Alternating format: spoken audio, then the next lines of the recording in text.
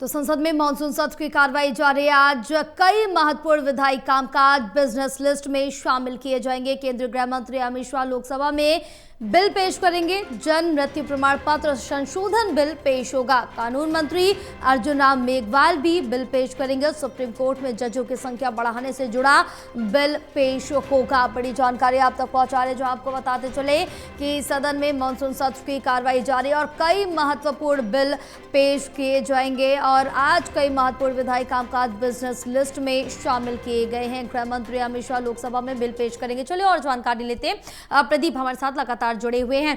प्रदीप, संसद में मानसून सत्र की कार्रवाई जारी है और इससे पहले हमने देखा कि कई ऐसे मुद्दे रहे, चाहे वो राम मंदिर को लेकर मुद्दा रहा हो, छात्र प्रदर्शन को लेकर पेपर लीक का मुद्दा रहा हो, तो इन तमाम मुद्दों पर सड़क से लेकर सदन में हंगामा देखने को मिला। और आज ये कहा जा रहा है कि कई महत्वपूर्ण विधायी कामकाज लिस्ट किए गए, कई महत्वपूर्ण बिल पेश होने हैं।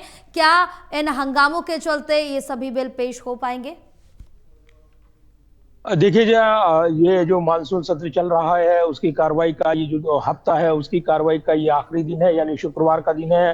और प्राइवेट मेंबर डे आज होता है, यानी आधा बिजनेस सरकारी कामकाज के लिए और आधा बिजनेस प्राइवेट मेंबर के लिए होता है, जिसमें वो कोई भी प्राइवेट बिल ला सकते हैं। तो विधायी कामकाज को लेकर नजरें हैं, लेकिन सबसे महत्वपूर्ण जो कामकाज के दृष्टिकोण से अगर देखें, संसदीय कमेटियों की रिपोर्ट है, आवश्यक दस्तावेज सदन पटल पर आने हैं। इसके अलावा जो जन्म मृत्यु प्रमाण पत्र से जुड़ा जो विधेयक है वो बिजनेस लिस्ट में शामिल है। इसको गृह मंत्रालय की ओर से यहाँ पर पेश किया जाएगा। गृह मंत्री अमित शाह या फिर राज्य मंत्री की ओर से ये बिल लाया जाएगा, ये जानकारी दी गई है। साथ ही जजों की संख्या बढ़ाए जाने से संबंधित सुप्रीम कोर्ट में जो जजों की संख्या बढ़ाए जाने से संबंधित विधेयक है वो भी आज की कार्यसूची में शामिल है। तो ये महत्वपूर्ण विधेयक है। इसके अलावा भी अन्य जो विधायी कामकाज है वो बिजनेस कार्यसूची में शामिल किया गया है। लेकिन बीते कल जो गतिरोध देखने को मिला सदन के परिसर में, जो प्रोटेस्ट रहा विपक्ष का, और इसके अलावा राम मंदिर मामले पर चर्चा की मांग करते हुए स्थगन प्रस्ताव के नोटिस दिए गए,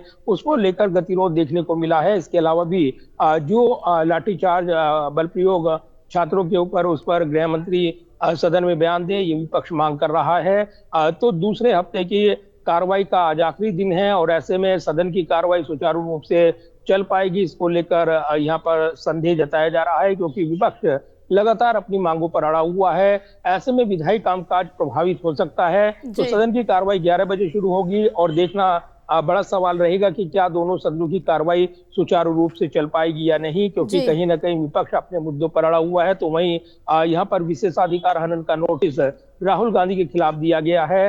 अनुराग सिंह ठाकुर की ओर से राहुल गांधी के बयान को लेकर आपत्ति जताई गई है, अंधभक्त, इडियट जैसे शब्द, जबकि राहुल गांधी ने स्पष्टीकरण दिया तो उनका भाषण भी पूरा नहीं हो पाया। लेकिन अब सरकार ने सीधे तौर पर अगर देखें तो माफी की मांग की थी और इसको लेकर टकराव बना था। अनुराग सिंह ठाकुर के इस नोटिस के साथ ही एक नया टकराव आज सदन में देखने को मिल सकता है। बिल्कुल प्रदीप, अब क्या कुछ आज टकराव देखने को मिलेगा, किस तरह से बिल पेश किए जाएंगे हंगामे के बीच, देखने वाली बात होगी। लेकिन आप हमारे साथ बने रहे, आगे तमाम जानकारी आपसे लेंगे।